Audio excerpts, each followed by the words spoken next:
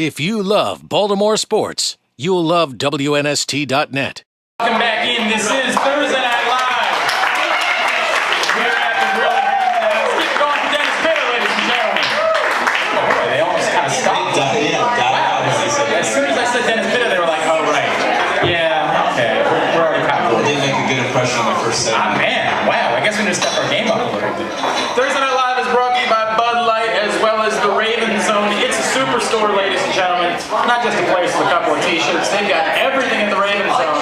1744 East Joppa Road, just off at 695 exit 29B. Find out more at theravenzone.com. The Raven Zone, where the Purple Nation shops. So Paul Kruger tells me he's en route. Is this maybe something that, you know, like a guy like Paul Kruger, maybe he's been late for a thing or two in the past? Is there any history there, by any chance? You know, I don't know about Paul. I don't know if he's punctual or not. But I know a lot of guys on our team would probably be late to this as well. So. We heard the Ed Dixon late story, the infamous wife borrowed the car, that late story. Any other good? Not only late, but late to the plane going to a game. Right, so he almost got left behind and could enjoy watching it from TV. Yeah, exactly. Is there any other good, like, infamous late stories in the locker room? Like, somebody was so late for a meeting that, like, you know, anything like that? I mean, nothing I can think of, but, you know, if you're late to a meeting, you just wait till the meeting's over and then try to sneak in. Is that really the way it goes? Like, you hope nobody notices? The last thing you want to do is walk into the middle of the meeting and have it just be awkward. Right. Everybody's staring at you, they're like, oh, I see you showed up, Pitta. Yeah, I mean, you'll pay your fine and you move on, so it's... All right, fair enough. I guess that works. So everybody's very excited here tonight because just moments ago, the New York Yankees were eliminated from the postseason. We're a weird people here in Baltimore. I'm sure you've noticed this about us. We've told you before that we almost root as hard against the Steelers as we do for the Ravens.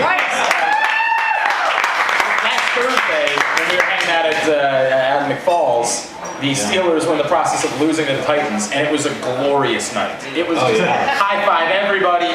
Were you ever the same way? Like the teams that you rooted for, would you ever be willing to admit, like, by the way, honestly, if I see Utah on the TV, I'll admit I am really rooting like hell for those guys to lose. Yeah, you know what? I'm not really that way. Oh, what does that make you better than us? I mean, you said it.